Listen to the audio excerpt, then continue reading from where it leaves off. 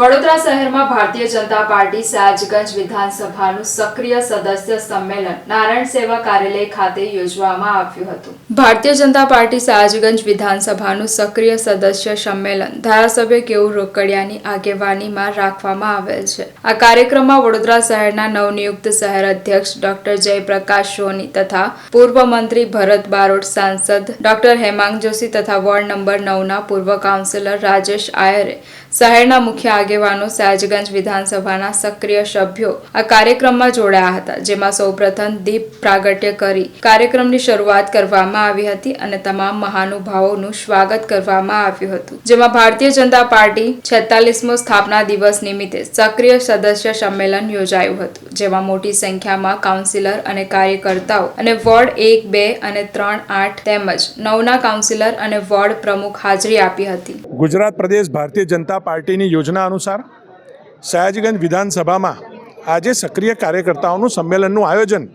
અમારા પ્રદેશના આગેવાન ભરતભાઈ બારોટ પૂર્વ મંત્રીની ઉપસ્થિતિમાં કરવામાં આવ્યું હતું। ભારતીય જનતા પાર્ટીની સ્થાપના મૂળ જનસંઘથી લઈને જનતા મોરચાથી લઈને 1980માં ભારતીય જનતા પાર્ટીની સ્થાપના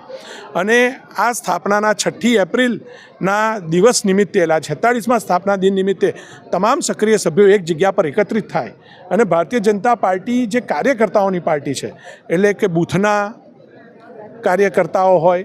વોર્ડના કાર્યકર્તાઓ હોય, શક્તિ કેન્દ્રના કાર્યકર્તાઓ, શહેરના કાર્યકર્તા હોય અને આખી જ્યારે સંરચના નવી બની છે ત્યારે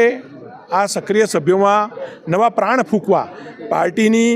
કાર્યપદ્ધતિ નીચે સુધી પહોંચાડવી, સરકારની વાતો, સરકારની યોજનાઓના લાભ લોકો સુધી નીચે પહોંચે અને કાર્યકર્તાઓ માધ્યમ બને,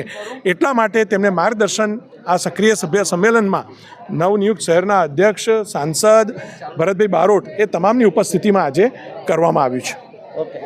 બરાબર। ભારતીય જનતા પાર્ટીના સ્થાપના દિવસ નિમિત્તે તમામ વિધાનસભા દીઠ સક્રિય કાર્યકર્તા સંમેલનનું આયોજન કરવામાં આવી રહ્યું છે। એના ઉપક્રમે સયાજગંજ વિધાનસભાના સક્રિય કાર્યકર્તા સંમેલનની અંદર મોટી સંખ્યામાં સક્રિય કાર્યકર્તાઓ સાથે સંવાદ સાધ્યો। સયાજગંજ વિધાનસભાના ધારાસભ્ય શ્રીમાન કેયુરભાઈ રોકડિયા, આપણા મહાનગર અધ્યક્ષ ડૉક્ટર જયપ્રકાશ સોની, પ્રદેશથી જે પધારેલા મુખ્ય વક્તા એવા આદરણીય ભરતભાઈ બારોટ અને તમામ લોકોએ પોતાની વાત મૂકી અને કાર્યકર્તાઓને સ્થાપના દિવસની શુભેચ્છાઓ પાઠવી અને આદરણીય વડાપ્રધાનશ્રીનું જે વિકસિત ભારતનું સ્વપ્ન છે, જે સંકલ્પ છે, એને લઈને તમામ કાર્યકર્તાએ આગળ આવી અને પાર્ટીને મજબૂત બનાવવા માટે આગળ વધવાનું છે એ બાબતે માર્ગદર્શન આપ્યું છે।